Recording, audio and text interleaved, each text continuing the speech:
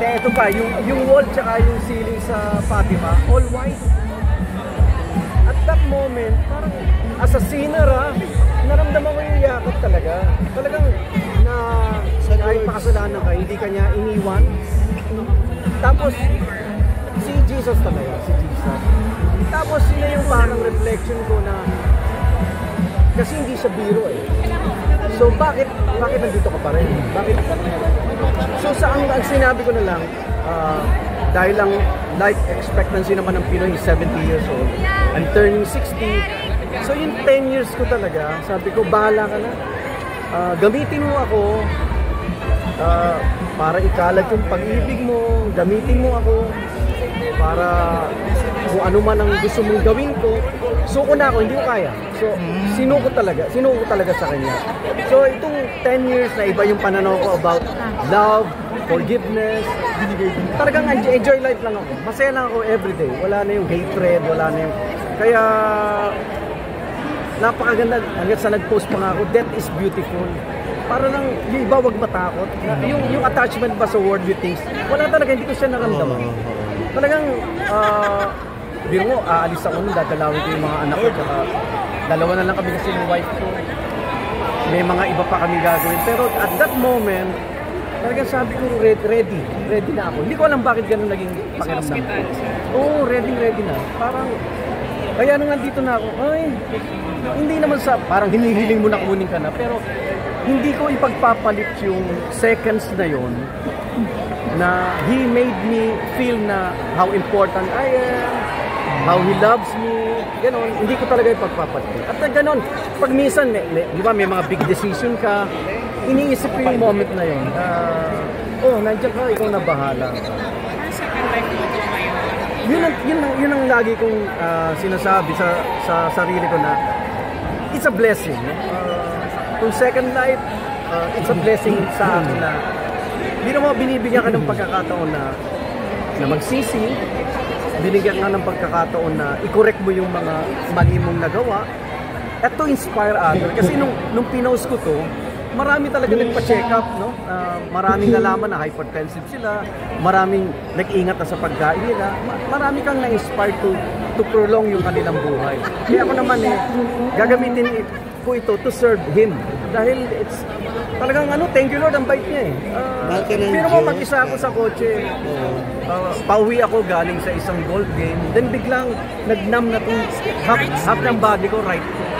Na hindi ko alam bakit. So ang next, manage mo pa na. Ang next ko is, kala ko nga nangalay lang ako, so pinatay ko pa yung aircon.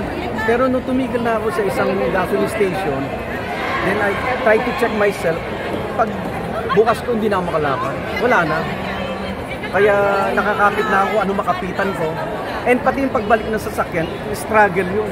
Hanggang sa tinry kong makadrive. At sabi ko sa wife ko, hindi mo pwede mapuntahan kasi 1 hour ka pa from QC. Antipolo Binangonan. So sabi ko, hanap ako ng pinakamalapit na ospital, dun mo ako puntahan. And nagulat ako, malayo-layo pa yung pinakamalapit na ospital. Fatima. Pag ginugol mo sa Vinace mo, parang pa siya 15 kilometers, mga 30 minutes drive from Binangonan to Fatima. Malayo pa. So, and yun yung isa sa mga blessings. Tas una ko nadaanan kasi Assumption. Kausap ko yung wife ko, saan nalagpasan ko, tas Fatima. Nagsabi sa akin, dati kasi pag nagkikwento ako, it's just a name of the hospital, diba? Assumption, Fatima. Pero biglang binagsabi sa akin, hindi, Igan, ginaib ka ni Mama Mary. Di mo, Assumption, Fatima, tas mapunta ka St. Luke's. So parang yung spiritual growth ko, mas matindi. Parang, although everyday, pag nagising ako talaga, thank you Lord. Talaga, lahat ng ginagawa ko ngayon, thank you Lord. Kasi bonus na nga. Nabanggit mo kanina na may mga mali ka na binago mo na. Okay lang ba to share it with us? Hindi, bilang tao naman, ganun yung madali kang mag-judge, di ba? O hindi mo alam nasasabi kang nasasaktan na siya. Or minsan kung ano lang yung pabor sa sarili natin, mas inuuna mo yan kesa yung iba.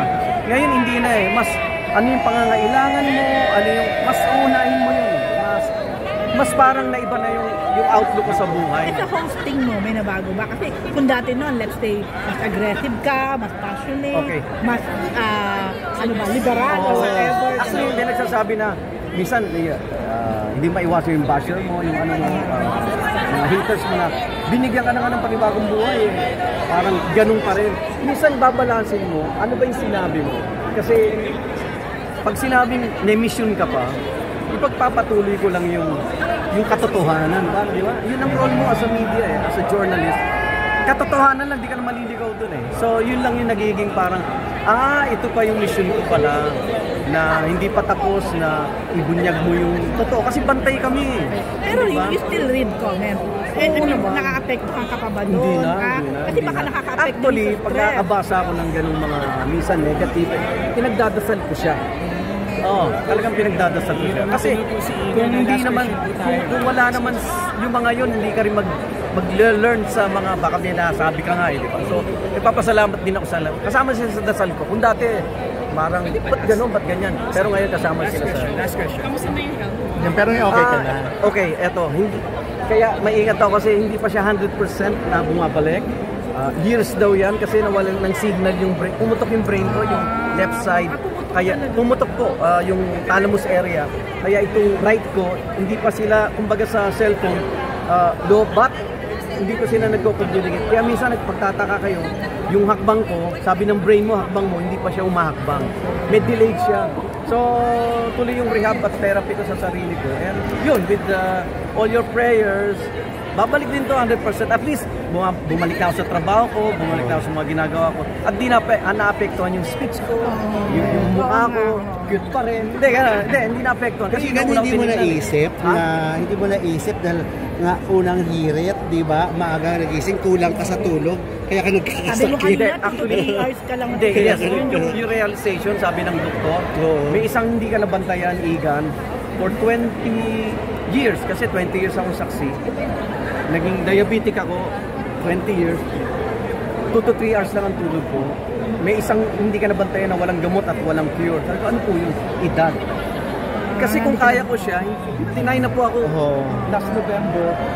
So, hindi na nakaya siguro ng katawan ko at binigyan akong paraan na para mag-rest naman and to think of yourself, yung health. So, 60 ka na ngayon? Thank you. Next year po. Next year. 59 po ako ngayon. Okay, thank you. Thank you sa prayers. Ingat po kayo.